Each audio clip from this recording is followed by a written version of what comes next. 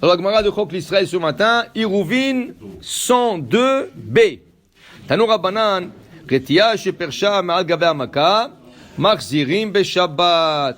Rabbi Yoda Omer, uchlaka lemata, dochaka lemala, למעלה דוחקה למטה, ומגלה מקצת הרתיעה, ומקנח פי המכה, וחוזר ומגלה מקצת הרתיעה, ומקנח פי המכה. Alors on va expliquer.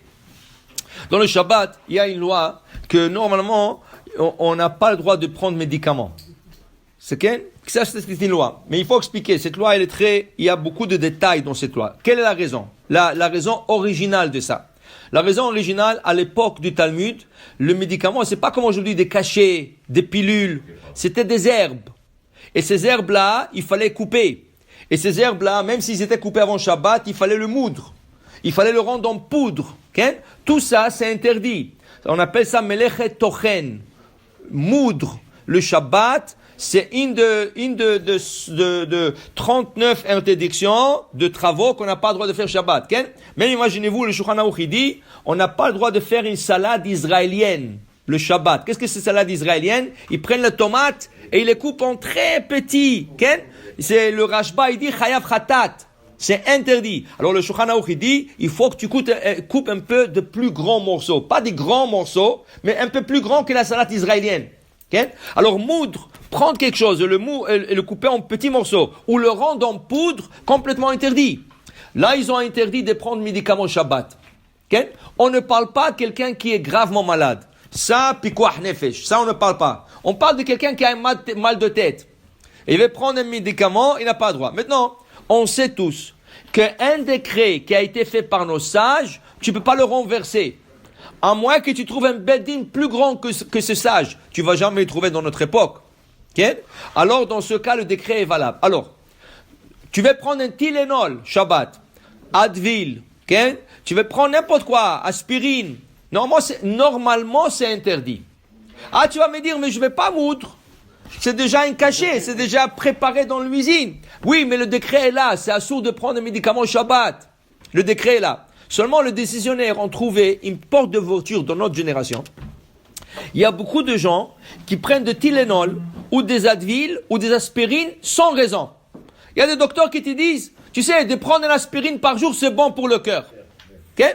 Et il y a des autres qui te disent, tu sais, pour le rhumatisme, pour le ça, prends un Tylenol, prends un Advil. Ah, mais j'ai pas mal. C'est pas grave, c'est bon. Ça veut dire que le Tylenol, Advil et aspirine, c'est devenu de bonbons. Prends. Tu n'as pas mal, tu n'as rien, prends un. C'est devenu comme un bonbon. Dans ce cas, il y a beaucoup qui permettent de prendre Shabbat quand tu as quelqu'un a mal de tête, mal de dents, mal de n'importe quoi, Tylenol, Advil. Maintenant, il y en a qui sont pas d'accord.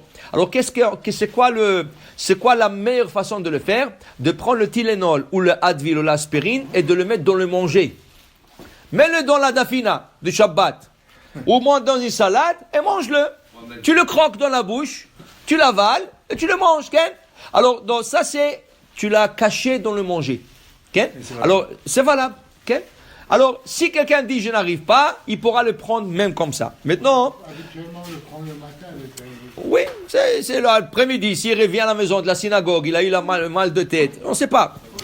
Maintenant, il te dit ici, c'est pas seulement les cachets et les pilules, c'est aussi le pommade. Mais le pommade, c'est un autre problème.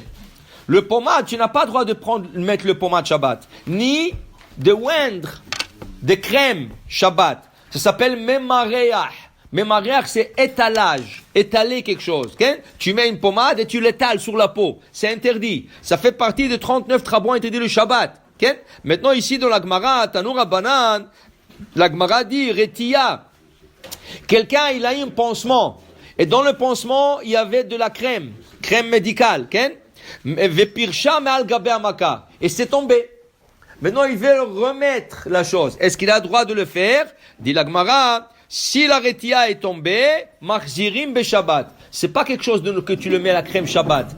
Cette crème a été mise avant Shabbat. Tu la retournes seulement. Dans ce cas, tu as le droit de le remettre. Rabbi Yehuda Omer, uchlaka lemata, dochaka lemala. Lemala, dochaka lemata. Même si la reine, elle s'est déplacée, que ce soit vers le haut, vers le bas, tu la retournes à sa place. Umegale miksat, aretia, umkaneach pi amaka. et il enlève un peu mais peut-être nettoyer bien.